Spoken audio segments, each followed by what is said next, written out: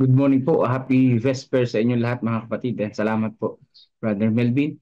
Ang ating pong pag-aaral ngayong March 15. Ayan. Vesper ngayon at Global Youth Day, March 15. Pero bukas natin gaganapin, sa iba't ibang lugar dito po sa buong Pilipinas. So sabay-sabay po yan mga kapatid ko. So humingi ng may pananampalataya, ask in faith. Maigli lang sa English pero sa Tagalog mahaba. Yan. So sa mga makalangit na dako, tayo po ay manalangin. Aming Diyos na siyang aming tagapagligtas, maraming salamat po sa paggising niyo po sa amin. Bagamat kami makasalanan at hindi karapat-dapat na manguna sa inyong harapan, ay inyo po kaming binigyan ng pagkakataon na kami po ay patuloy na maglingkod sa inyo. Tulungan niyo po kami, O Diyos, sa mga oras na ito at kayo po ang siyang gumabay sa bawat isa sa amin. Ito po ang aming dalangin sa banal na pangalan ni Jesus. Amen. Sabi po sa 11:24 ng Marcos, sabi po dito, kaya nga sinasabi ko sa inyo, ang lahat ng bagay na iyong idalangin at hingin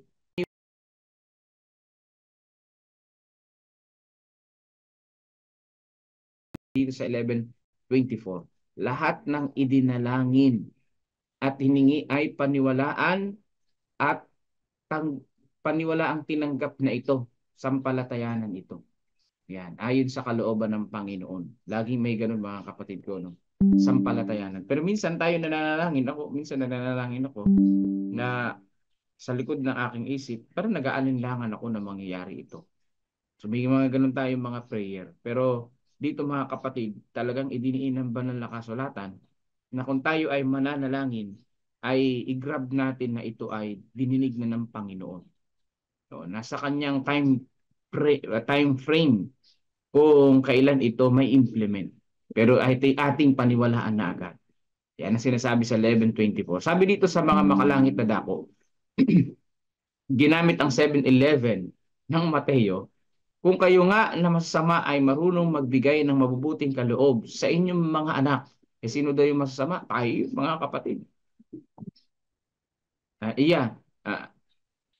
Gaano pa kaya ang inyong ama na nasa langit ang magbigay ng mabubuting bagay sa mga humihingi sa kanya? So, di ba, tayo mga makasalanan, marami mga makasalanan, lahat tayo makasalanan, marunong tayo magbigay. Lalo na ang ating Ama sa Langit, nagbibigay ng sagana sa mga humihingi sa Kanya, ayon sa Kanyang kalooban. Sabi pa dito, ang mga kaloob na ito ay malayang ibinigay sa atin ng Diyos o napakahina ng ating pananampalataya na hindi tayo nakikinabang sa mayayaman at maluwalhating pangako ng Diyos. Likas sa Kanya na ipagkaloob ang Kanyang mga kalooban sa atin. Sabi po dito mga kapatid. Likas sa ating Panginoon na ibigay ang Kanyang kalooban sa bawat isa sa atin. Diyan po sa kila Pastor dito. Nakalimutan ko yung pangalan niya. Kila Pastor Jimboy dyan sa bandang Pasig ay nagsusolicit sila na worth 1 million. Ayan. Isama natin sa panalangin na ma-reach nila yung goal. So ngayon ay nasa 700 na yung kanilang pera. Praise God. Pero hanggang March 31 lang yung kanilang pagda-down. Kasi mahal talaga dyan sa Manila yung pong lote. So kailangan nating sampalatayanan.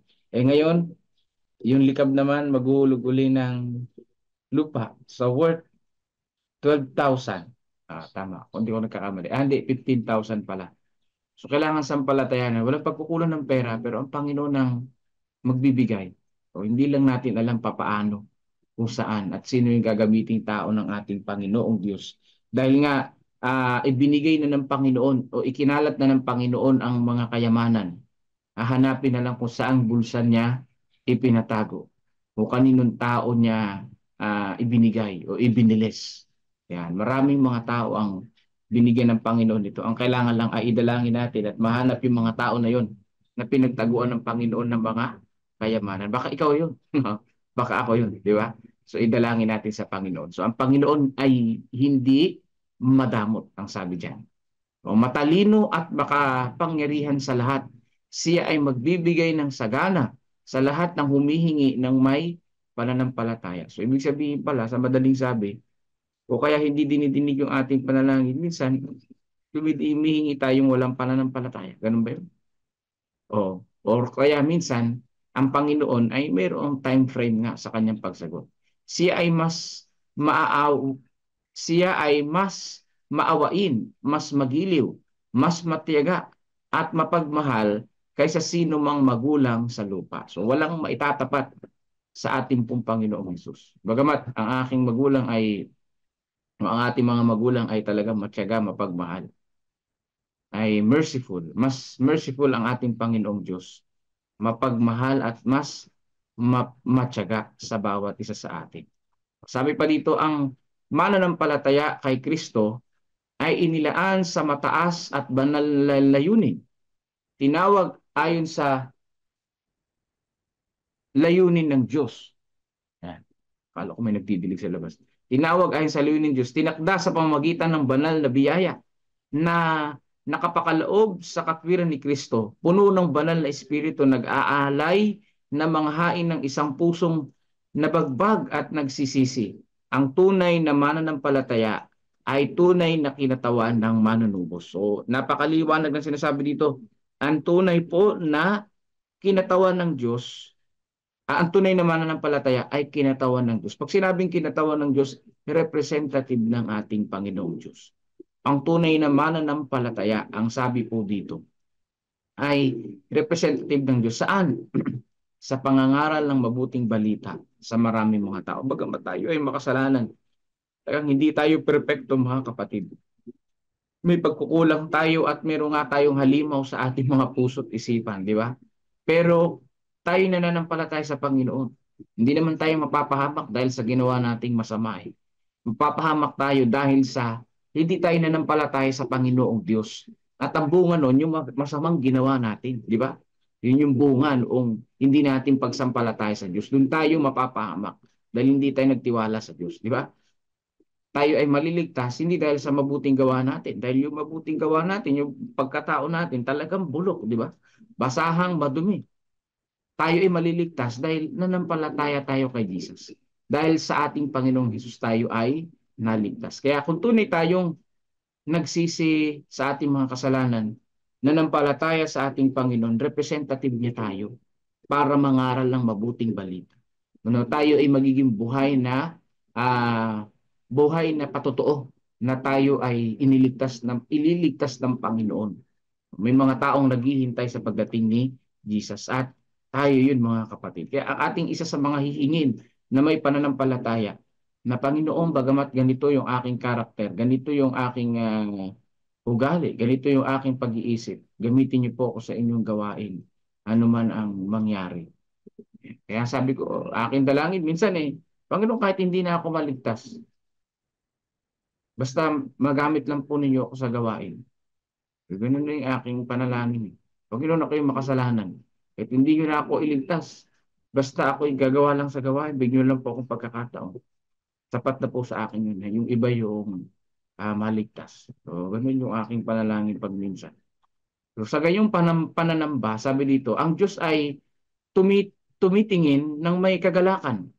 Hayaan niyang lumiwanag ang kanyang liwanag sa mga silid ng isip at sa templo ng kaluluwa kung ang mga tao, ang sabi dito, kapag kulang sila sa karunungan, ay pupunta sa kanilang mga kwarto sa panalangin at hihingi ng karunungan mula sa kanya na nagbibigay sa lahat ng tao ng sagana ng walang panunumbat. At sabi dito sa upgrades na, sabi dito sa James 1, ito yung pinaka-key text natin, 5 to 6 na ginamit, mga kapatid. Ang pangako ay iyon ay ibibigay sa kanya, ngunit tumingi siyang may pananampalataya na walang pag-aalinlangan, sapagkat ang nag-aalinlangan ay katulad ng alon sa dagat na hinihipan at pinapadpad ng hangin. Ayan, sabi dito sabay sa agos lang kapag walang pananampalataya. Dito po, mga kapatid, tahasang sinasabi na yung pong na ginagamitan ng pananampalataya na paghingi ng sa ating Panginoon Ang context ay paghingi ng karunungan mula sa ating Panginoong Diyos. Dahil hindi tayo marunong, mga kapatid. Wala tayong karunungan, wala talaga tayong kaalaman pagdating sa pagbabahagi ng mabuting balita. Iba-iba kasi ang uri ng mga tao na pinag-share ng salita ng Panginoong Diyos. Lalo na ngayon, GYD, ipapanalangin talaga, limited lang yung mga books. Kung kaninong kamay pwedeng maibigay itong books na ito, nababasahin talaga at hindi ipanggagatong sa kalan. Maidalangin natin. Kaya hindi yun basta-basta, mga kapatid. Kaya ang ating dalangin ay bigyan tayo ng karunungan ng Panginoon. So hindi lahat ng mga tao madadala sa paanan ng Panginoon. Ang pinaka-the best na ating idalangin ay bigyan tayo ng karunungan ng Panginoon kung sino yung mga taong pwedeng lapitan at pwedeng mabahagian ng salita ng Panginoon. Maaari mo makachamba ka. I-guide ka ng Panginoon, hindi chamba, I-guide tayo ng Panginoon na makita, mapabalitaan yung mga taong nag-aantay, naghahanap ng katotohanan, mga kapatid. Magpakita ng matibay at walang lihis na tiwala sa Diyos. Maging tapat sa prinsipyo, kailanman, huwag magduda, ang sabi diyan. Lahat ng bagay ay posible, sabi dito sa mga naniniwala. Walang sino mang lalapit sa Panginoon ng taos-puso ang mabibigo. Kapag taos-puso tayong lumalapit sa Panginoon, itinitiyak sa atin dito na hindi tayo mabibigo. Hindi tayo bibigiin ng Panginoon basta taos-pusong lumalapit sa Panginoong Diyos. Napakaganda na maari tayong manalangin ng epektibo na ang mga di karapat-dapat at nagkakamaling mortal na katulad natin ay may kapangyarihang ibigay ang kanilang mga kahilingan sa Diyos. Biruin mo yun, ano? Hindi tayo karapat-dapat, nagkakamaling mortal, makasalanan, ay pwedeng humiling sa Diyos na immortal, banal, at gumawa ng langit at ng lupa. Basta't ang panalangin ay taos-pusong pananampalataya na walang bahid ng pag-aalinlangan. Kaya kung meron pa tayong pag-aalinlangan, may bahid pa ng pag-aalinlangan, may hibla pa ng pag-aalinlangan, alisin na natin ito sa ating isip at ma-pure ito ng pananampalataya. So number one, magandang ipanalangin din, Panginoon, tulungan niyo po ako na mawala yung aking pag-aalinlangan at mapalakas yung aking pananampalataya. Yan muna, bago tayo humiling ng kung ano-ano. Bago tayo humingi sa Panginoon ng kung ano-ano, ay idalangin muna natin na alisin ng Panginoon. Maalis sa ating pag-iisip yung pagdududa at mapalitan ng pananampalataya. Ang lakas nating humiling sa Diyos. Kulang naman pala tayo. Ang lakas ng loob nating humiling sa Diyos at manalangin. Kulang naman pala tayo sa pananampalataya. No, hindi dapat ganoon, Alam mo yung nagmamarunong ka, kulang ka naman pala sa kakayahan, hindi mo naman pala kaya. Kailangan na humingi muna ng lakas ng loob, pananampalataya sa ating Panginoong Diyos. Anong mas mataas na kapangyarihan ang kailangan ng tao kaysa rito? Ang makaugnay sa walang hanggang Diyos. Ang mahina at makasalanang tao ay may pribilehiyong magsalita sa kanyang lumikha. So ano po ang pinakamataas na kinakailangan ng tao, mga kapatid? Yung makipag-ugnayan sa Diyos na walang hanggan.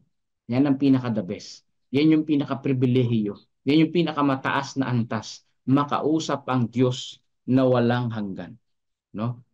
Makausap ang Panginoong Diyos na siyang nagbigay sa buhay po natin, na siyang nagkaloob ng lahat ng mga bagay sa bawat isa. Yan ang pinaka dapat na asamin natin, yung palagi makausap ang ating Panginoong Diyos sa tinatawag na quiet hour ng ating buhay. Sa panahon na marami mga pagsubok, marami mga kabagabagan, pinaka-the best na idalangin na lumapit sa ating pong Panginoong Diyos. But of course, mga kapatid, hindi lamang doon lalapit sa Panginoon, baging sa panahon ng kasiyahan, sa panahon na tayo ay panatag, mas maigi pa rin na lumapit din sa Panginoong Diyos.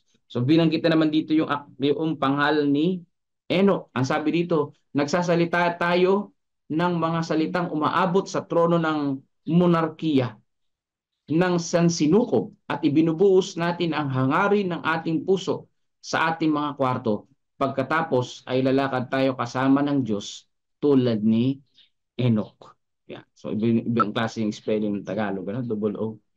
So, dito po mga kapatid ko, binabanggit ng ating pong devotional na kapag tayo ay dumadalangin sa ating Panginoong Diyos, ito ay umaabot sa trono niya kapag tayo ay mayroong pananampalataya na nananalangin. At sabi dito, pagkatapos nating manalangin, tayo ay lumalakad kasama ng Panginoong Diyos katulad kay Enoch. Yan. Sabi dito sa 11:24, kaya nga sinasabi ko sa inyo, ang lahat ng bagay na iyong idalangin at hingin, paniwalaan ninyong tinanggap na ninyo at iyon ay mapapa sa inyo. Basta't mayroong pananampalataya 100%. Walang bahid ng pag-aalinlangan o pagdududa, mga kapatid ko. Kailangan humigit yung ating pananampalataya na mas malaki pa sa mustard seed. Ang sabi nga ng Panginoon, kasi laki ng mustard seed eh. So napakalit lang nun. Oh, kung hihigit pa doon yung pananampalataya natin, ano na lang yung magagawa nito para sa ating paglilingkod sa Panginoon. Basta ang punto, mga kapatid, sa ating pananalangin, kasi ang dinadalanginan natin ay ang ating Panginoong Diyos at hindi naman genie na napapanood natin. Ang pinakapunto ng panalangin ay upang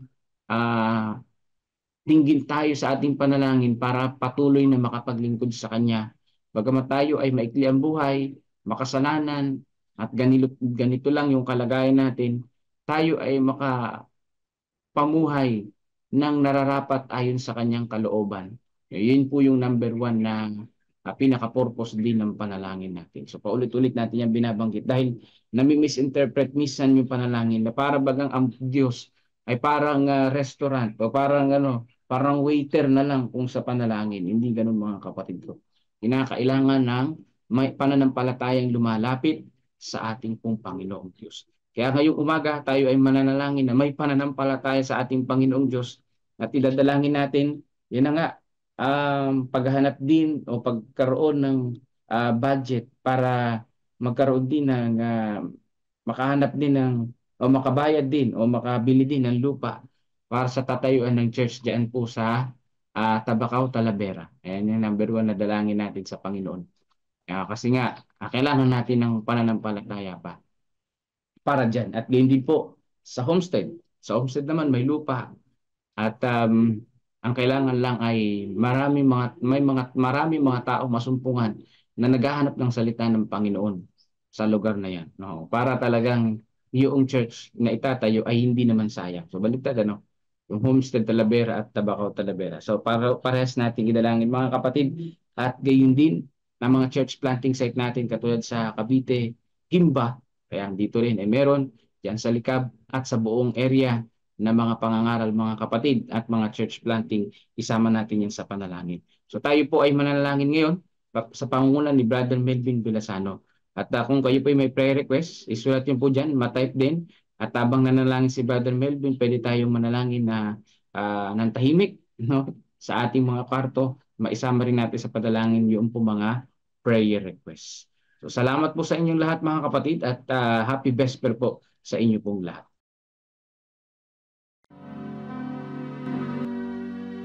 Sa buhay na ito, pagod na ba't litong nito, nawari ay nag-isa at walang karamay pa.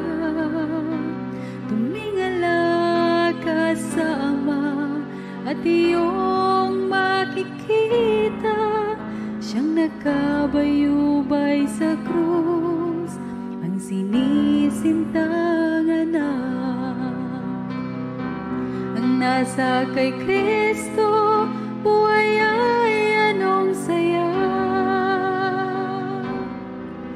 May kasiglahang hatid sa buhay ng iba. Pag bumibigay wagas at sa puso'y nadarama, ang Kristiyanong tapat, pag-ibig ay walang kupas. Sa aking paglalakbay sa makipot na daan, lagi mong tatandaan tandaan, mga palatandaan, upang huwag maligaw. Tumingin ka sa tanglaw, ang magtiis hanggang wakas ay siyang maliligtas. Ang nasa kay Kristo, buhay ay anong saya. May kasiglahang hatid sa buhay ng iba. Pag umibig ay wagas at sa puso'y nadarama ang Kristiyanong tapat. Pag-ibig ay walang kupas.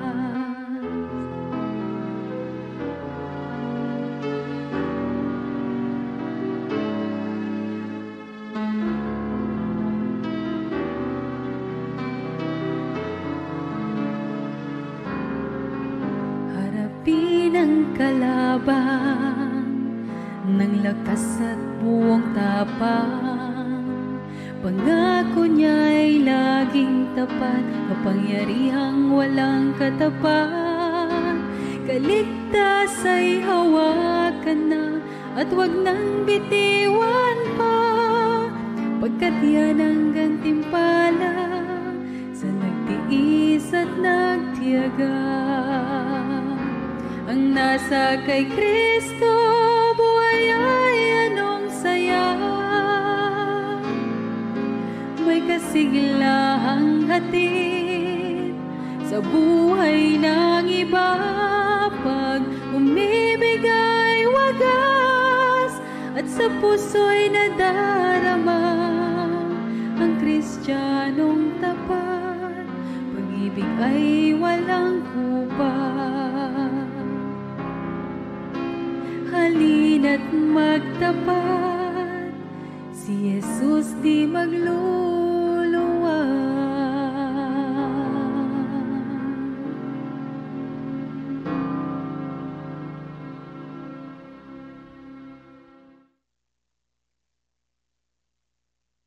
Amen. Salamat po, Pastor, at salamat din sa awit na yan.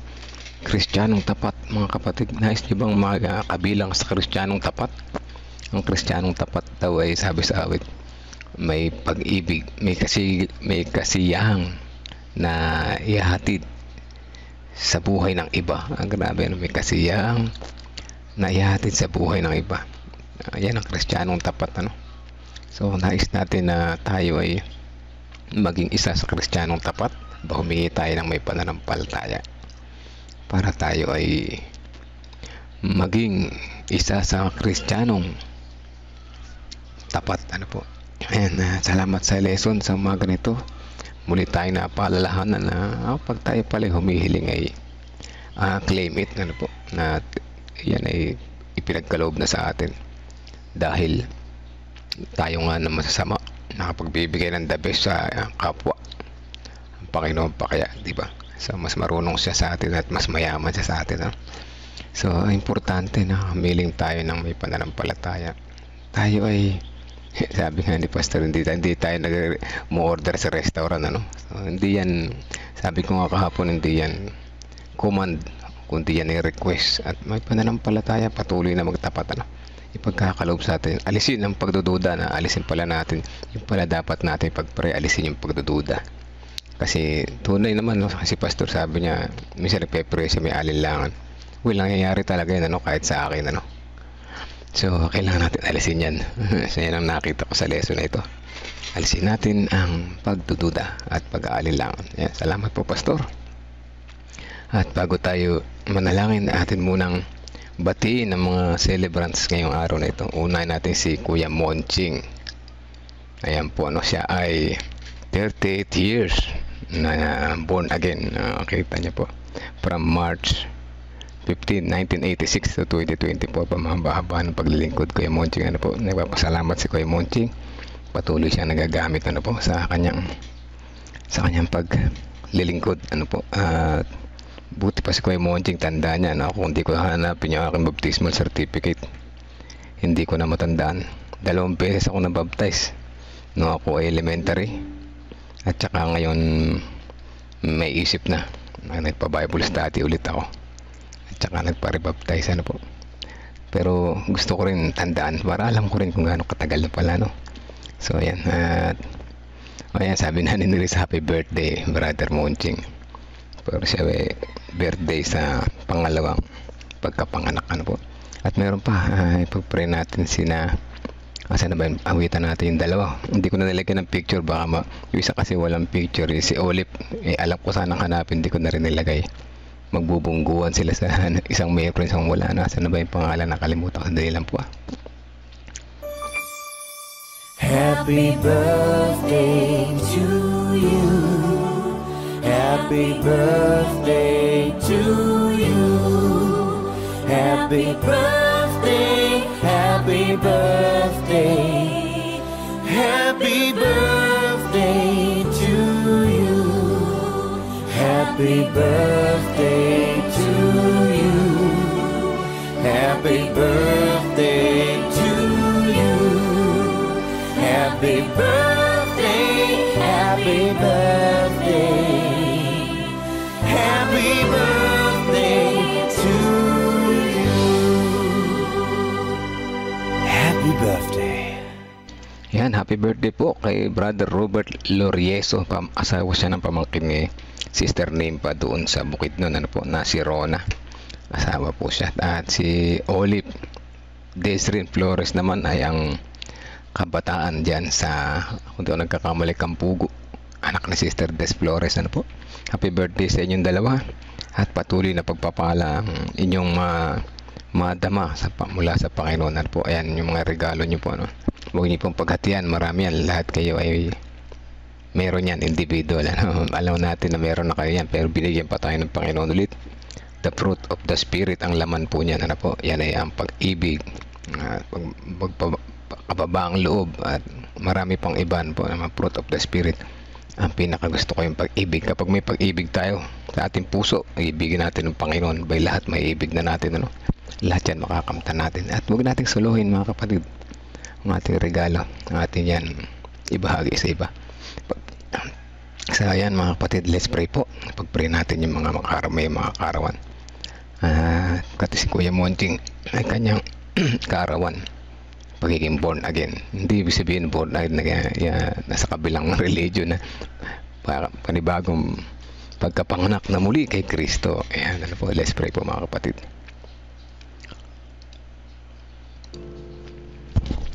Amang banal, mga pangyarihan sa lahat, unang-una nagpapasalamat kami muli sa panibagong buhay, panibagong kalakasan sa umaga na ito. At higit sa lahat, sa lesson na muli kami nga paalalahanan na kami ay humihiling ng walang pananampalataya, at kami nagtutuda paminsan-minsan, kami nagkaalinlangan. Dalangin namin na muli sa aming pang-araw-araw na pananalangin, naturuan kami na gabayan ng Holy Spirit na maalis sa aming pagdududa, pagkus mapalitan ng malakas na pagtitiwala at pananampalataya po sa inyo. At alam namin na kami man ay makasalanan na marunong magbigay ng mabuti sa iba, kayo pa na aming Ama na nasa langit ay higit na kayang gawin na magbigay ng mabuti, the best para sa amin. Kaya kami po ay nagtitiwala po sa inyo, at naway sa aming pananalangin ay pang-araw-araw na po umuhay, magkaroon kami ng matatag na pananampalataya. Alam namin ang kasalanan ay gumagawa, ang kalaban ay gumagawa sa paligid namin. Dalangin namin na patatagin po kami, na huwag kaming matangay sa mga patibong ng kalaban na ito, upang kami ay magkasala at mapalayo sa inyo. Salamat sa araw-araw na gabay. Salamat sa araw-araw na biyaya ng mga mensahe na aming naririnig. Sa pagpapatuloy, nais namin isama sa panalangin unang-una ang pasasalamat ni Kuya Monching sa loob ng 38 years na binigyan niyo siya ng karaman, karunungan, na siya ay nagpagamit po sa inyo. Papasalamat po siya. Siya ay lubos na naggalak ang kanyang puso, na siya ay nagamit sa gawain, at siya ay nagpapasalamat ng higit na lalo pa siyang gamitin sa mga susunod pang mga taon na kanyang paglilingkod. Patuloy na siya ay maging inspirasyon sa iba upang sa ganun patuloy na magliwanag ang kanilang grupo sa kanilang nasasakupan. Sa pagpapatuloy, nais namin isama rin sa panalangin ng pasasalamat sa may birthday ngayong umaga, nag-celebrate ng birthday ngayong araw na ito, si Olive Destrin Flores, kaya din si Brother Roberto Lorieso. Salamat sa mga buong taon na nagdaan na sila inyong iningatan, binigyan ng mga kanilang mga pangailangan, nakatulungan sa kanilang mga pagsubok na kanilang pinagdadaanan sa buhay, at patuloy na pinalalakas sa bawat araw. Sa muli, sa pag-celebrate nila ng birthday ngayon, patuloy na kayo ang kanilang makita na nabibigay ng blessings, mga pangailangan, kanilang mga pangailangan, at gayon din sa pagsama po ulit sa kanila sa buong mga taon na daraan ulit, na malakas na pangatawan, di lamang pang physical, gayon din naman pang spiritual, na makatatayo at makatitindig sa mga pagsubok na darating sa kanilang buhay. Nawa po ang makita nila ay kayo at hindi ang hirap ng buhay. Maraming salamat sa pagbibigay sa kanila ng kalusugan sa bawat araw. Sa pagpapatuloy na nais namin isama sa panalangin ng mga kapatiran na nakikinig ngayon, ay patuloy kami bigyan ng sapat na aming pangailangan sa maghapon na ito. Tulungan kami sa aming mga gawain. Unang-una, bigyan kami ng karunungan na nagmumula sa inyo na makita namin ang tama at mali, at linisin na aming mga pag-iisip, pananalita at mga gawa upang kami man ay maging karapat-dapat sa inyo, at mawala ang aming mga pag-aalinlangan sa anumang mga bagay, lalo po sa aming paghiling po sa inyo.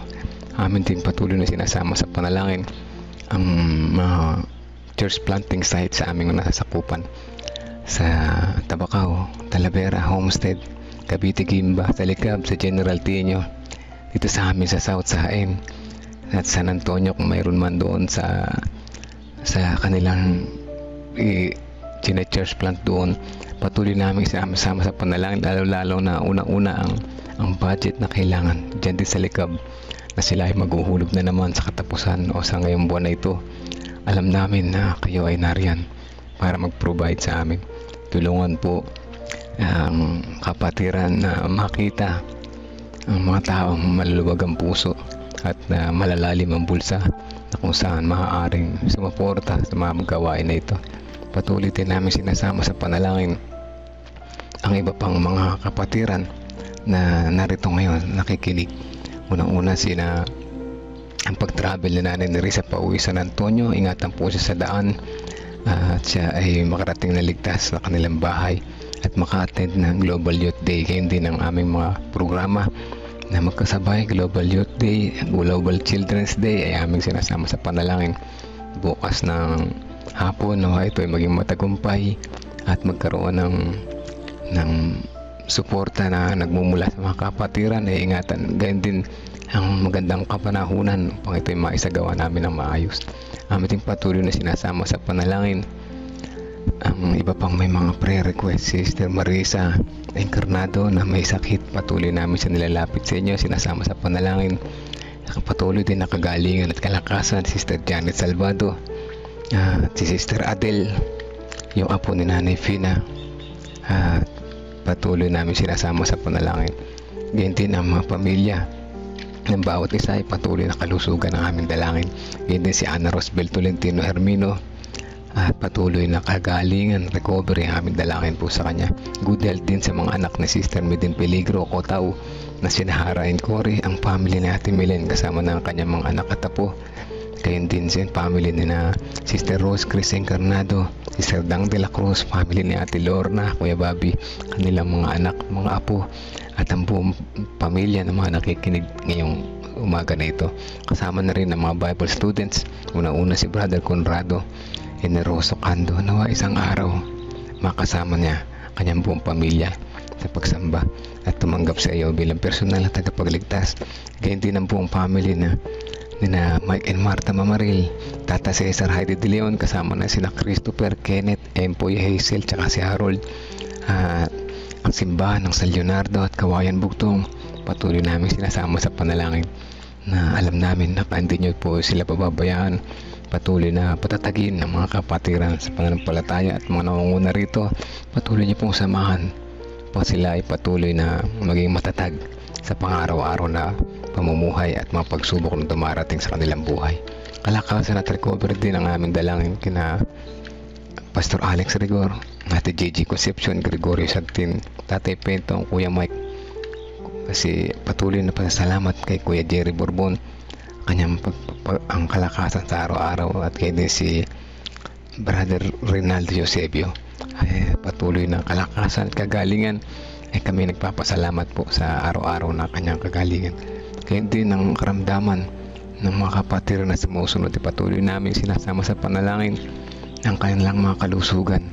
Si Erica Eli Santos Rivera at si Sister Tina Santos, at kaya din si Melo Jane Ronas Tibayan, Sister Dora Magana, Sister Nena Salazar, si Baby Josiah, Sister Janet Salvado, si Tatay Carlito Tomas, Nanay Fina, si Tatay Rudy Rico Hermoso, ang tatay at nanay ni na Pastor at Ma'am Karin, si Ma'am Maribel Agustin, si Heidi De Leon, ang pamangkin ni Sister Marites Loreto, Eding Bautista, si Pining Eugenio, si John Paul Cheng, si Jinjin, Sister Wendy, Sister Percy, Sister Risa Enriquez, Sister Amy Kilantang, si Ate Grace Amano, Ate Esther Lopez, Brother Benjamin Muntigamboa, Marilita si Dayan, si Sister Pichi na patuloy na nagtitiwala po sa inyo, Renato Santos, Romnick Olivia, Veronica, Rebecca Francisco, si Precious Cabasog, Princess Jorquina, si Arisi,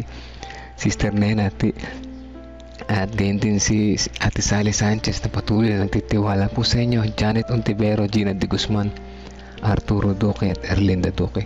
Ang mga kapatiran po na ito ay ang ilan, karamihan ay malubha pa rin karamdaman, ngunit sila, kami lahat ay nagtitiwala po sa inyo.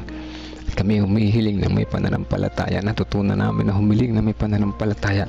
Alam namin na kayo bilang marunong maibigin na Diyos, ipagkakalooban sa amin ang best para sa amin ayon sa inyong kalooban. Patawarin niyo nawa kami kung ano man ang aming nagawang pagkukulang at pagkakasala. In Jesus' name we pray. Amen. Amen.